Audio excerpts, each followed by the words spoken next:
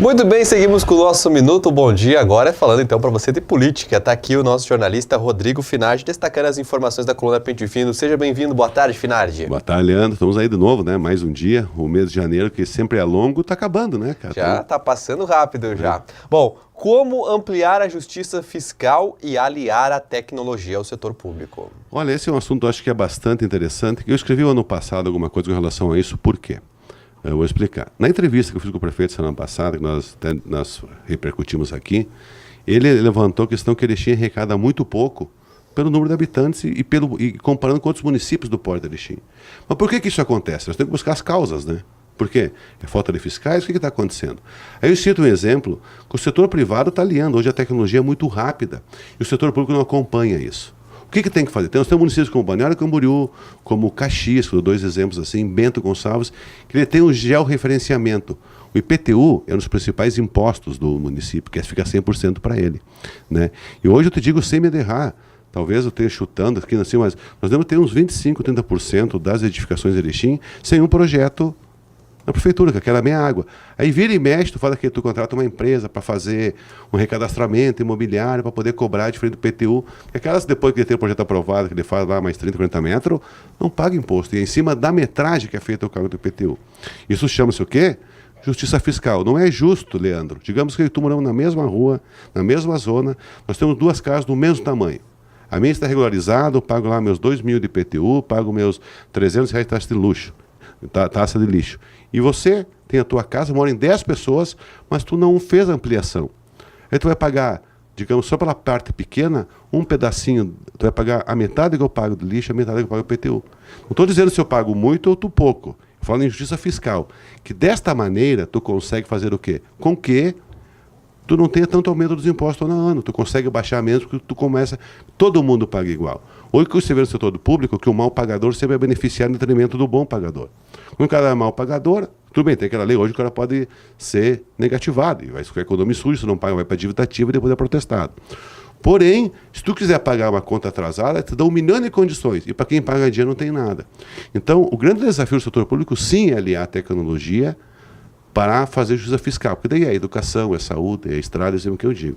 Então, daí eu dou um exemplo, eu estou falando isso, dizendo assim, ó, tem que fazer o georreferenciamento. É um programa caro? Ele vai gastar, eu acredito, um completo bom de 5 a 6 milhões. Mas a gente vê tantos gastos errados no setor público, só que esse você paga. Eu digo que no mínimo, eu acho que não vai 2 anos para pagar o investimento. Porque automaticamente ele vai ver todas as construções clandestinas e sem projetos. Então tu vai reto naquele, tu consegue fazer justiça fiscal quase em tempo real, desde que tu tenha uma pessoa qualificada para fazer isso. Então eu aponto a questão e dou uma solução. Cabe agora uma decisão de governo, uma decisão política, de se achar se é importante ou não.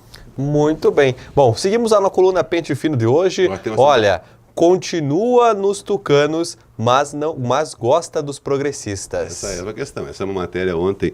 Eu recebi informações que o Renan Sokol, vereador do PSDB, o mais votado, poderia estar deixando o partido e ingressando nos progressistas. Conversei com ele ontem, ele disse assim, ó, não, eu estou bem nos tucanos, eu continuo, até porque se eu trocar agora eu posso perder o mandato, né? Depois abre uma janela, coisa e tal. Mas não escondo ninguém a admiração que eu tenho e a afinidade que eu tenho com muitos progressistas. Então ele deixa uma perguntinha no ar que, quem sabe, eu não disse que está satisfeito, mas daqui a pouco tem algumas coisas, principalmente no primeiro ano, que ele for líder de governo, quem sabe, se tem a oportunidade de se sentir seguro, olha que ele pode sim estar deixando os tucanos. Cabe agora aos dirigentes partidários dos tucanos ver, porque com essa coisa de não ter mais eleição para vereador na proporcional, todo mundo vai querer fortalecer suas bases. E o próprio PP tem movimentos que outros partidos de jovens que podem estar indo para o PP, que é um partido que tradicional, um dos principais partidos da história da Erechim, né, especialmente no nome do Eloy Zanelli, 4 vezes prefeito, eles estão querendo ampliar muito. E tem outros partidos que nunca foram em oposição ao PP, que podem também estar migrando para o PP, que eu falo que é preciso oxigenar. Né? Então, essas questões que eu estou levantando também política, são coisas bem fortes, viu? Olha, mais um MDB no governo ou só um espalha-chumbo aí? Essa aí é complicado, hein? A gente sabe que a semana retrasada quando teve o ingresso do Plínio Costa Júnior como adjunto de saúde, ele é do MDB, houve uma reunião do MDB para discutir o assunto, pediram para ele se licenciar, ele se licenciou do partido, e eu vejo que existe convite de todas as formas em cima de outros membros do MDB. Não é uma negociação com o partido. É com pessoas já visando 2020. Isso acaba o quê? Enfraquecendo o partido que hoje o MDB queira ou não, e eu bato essa tecla, para mim é o principal partido de oposição em Erechim, ainda hoje é o MDB pela sua história, tem o ex-prefeito que foi para lá, concorreu a deputado federal Paulo Podes, a ex-prefeita Ana, tem 3 vereadores na Câmara, então é um partido de oposição forte hoje, até mais que o próprio Partido dos Trabalhadores, hoje em Erechim, com chance, digamos, de lograr êxito numa eleição. Então, estratégias de enfraquecimento, né?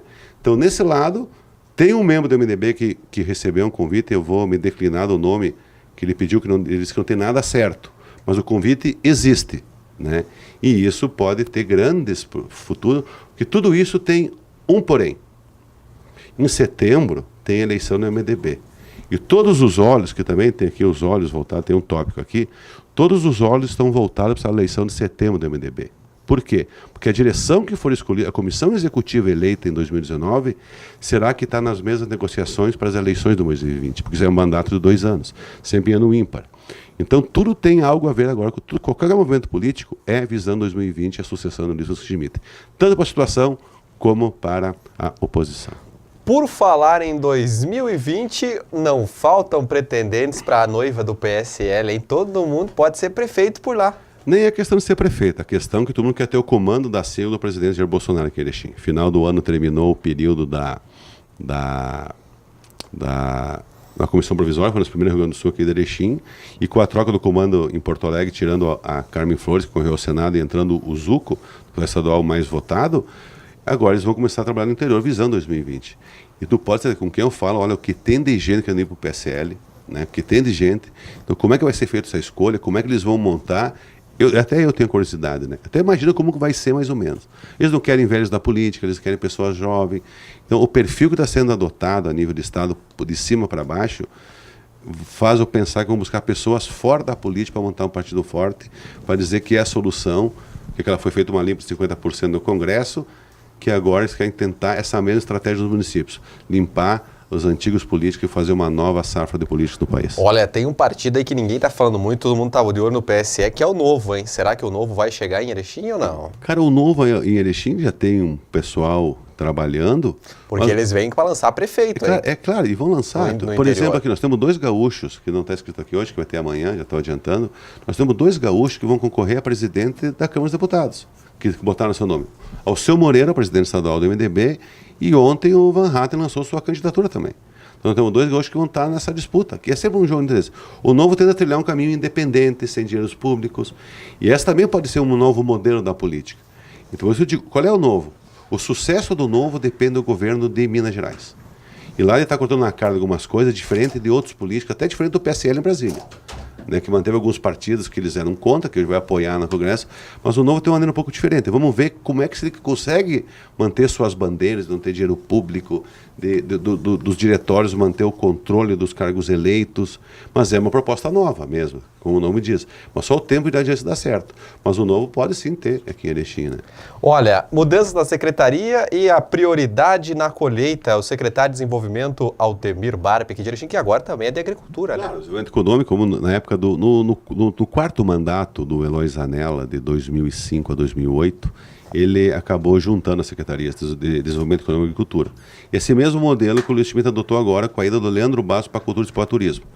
Juntou novamente a agricultura com o desenvolvimento econômico. Daí ele usa as mesmas máquinas, tudo, né? E ele sabe que agora, quando tem a março, abril, colheita de milho, soja, coisa e tal, ele está mapeando que ele sabe que tem que ter boas estradas para escoar a produção. Então, eu conversei com ele na semana passada, ele não tinha escrito assim, eu achei interessante porque é a reclamação do agricultor, que chega um período de escoar a safra e às vezes tu tem umas estradas em má condições. Então, ele está tentando se antecipar, acho que está vindo mais umas novas máquinas para que isso seja realmente efetivado, porque isso gera dividendos para o município. Quanto mais rápido, mais ele tira nota, mais ele vender, mais ele entregar, antes o município recebe. É uma conta tão... Por isso que eu digo assim, ó, quando não fiscaliza as obras públicas, as obras privadas, quando não fiscaliza quem não paga, quando não cobra quem não é a prefeitura, tu arrecada menos. Então, a principal figura é o fiscal. Desde que ele seja justo, desde que ele seja correto, desde que ele seja certo em aplicar a lei, né? Olha, aqui a gente está destacando, então, né, a questão dos olhos abertos do MDB para as eleições. E está aqui no cantinho, mas essa é uma nota muito importante, porque já trata-se de um possível sucessor de Luiz Francisco Schmidt pelo partido dele. Daí Não, o Roberto Fabiani não é do partido do Schmitt. O Roberto Fabiani é do Solidariedade. E ele é tipo um coringa dentro da prefeitura. Ele já foi secretário da Fazenda, depois foi secretário da Saúde um tempo. Nas férias da administração, o Farina assumiu alguns dias secretário de administração e hoje está nos cargos mais importantes, que é o chefe do gabinete do prefeito. É mais importante que até que secretário. Tu está diretamente em todas as decisões que envolvem todas as secretarias. Essa governança tem que fazer, ele acaba tendo força. Mas essa força construiu com o tempo. Né? Por exemplo, assim, ó, desde o primeiro mandato do Schmitt, lá de 97 a 2000, já trabalhou com o Schmitt. Todas as eleições seguintes que o Schmitt não logrou êxito, ele sempre esteve ao lado do Schmitt e nunca trocou de lado. Já estão em partidos distintos. E eu acho que ele vai acabar indo para o PR. Que é o José Camargo, convida muito ele, deve deixar os da idade. E me chamou a atenção, eu estava aqui ontem, era umas 6h30 da tarde, o empresário de Acidelar esteve aqui, né, estava eu, o Hélio e o Igor, nós conversando, e ele assim, pelo que eu vejo pela cidade, né, na minha opinião, pela força que ele demonstra dentro do governo, é um dos principais nomes do prefeito na sucessão 2020. Se vai se concretizar, não. Mas essa é um cara que vê muito a cidade, e ele sente que o Roberto Fabiani tem muita força junto ao prefeito, né? Não necessariamente no grupo, né? Que eu digo, é uma questão que ele vê que junto ao prefeito ele tem grande ascensão, eles têm uma grande amizade, que não é de hoje. Essas coisas se constroem na relação de confiança ao longo da vida. Muito bem, eu deixei para o final, porque essa aqui foi um dos pedidos que eu fiz para o Rodrigo na coluna dele para ele levantar, que é a cobertura da Praça Prefeito Jaime Lac Erechim, que foi retirada porque estava caindo o Rodrigo, mas desde então ia ser colocada em breve. Mas o breve ainda não chegou. Então, mas aí houve umas mudanças de estratégias, né? Agora em janeiro e fevereiro vai ser lançado aquele edital da realização de 4 praças. Júlio de Castilhos, Jaime Lago, Praça da Bandeira e Daltro Filho. Então, nessa revitalização, tu tem que fazer para quem vai ganhar.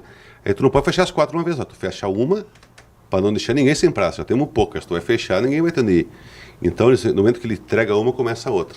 Como eu tenho um projeto que vai ser lançado do edital, e já foi feito um edital só da coisa, estão aguardando para quando chegar a vez dela, fazer junto, para não ter problema. Se tiver que mexer já em estrutura tudo, tu vai ter que fazer um retrabalho. Então se espera um pouco, ela não está fazendo falta ainda por enquanto, né? Claro que tu quer ter alguma apresentação, mas eu acho prudente não cuidar com o dinheiro público. No momento que sair, tu também já colocar dentro da estrutura de reforma também no próprio palco, né? Então eu fui buscar a resposta que tu me pediu, né? Eu fui descobrir. Olha, eu fico lisonjeado aí pela informação. Bom, seguimos aqui, lembrando para você, né, Rodrigo, que todas essas informações também estão lá no site do jornalbomdia.com.br. Por enquanto sim, mas logo você terá uma surpresa. Nós vamos fazer algumas alterações para valorizar o nosso assinante, para ele poder ter sua senha, acessar o que quer, mas valorizar quem realmente quer ler o Bom Dia e acha relevante para o seu dia a dia para estar bem informado.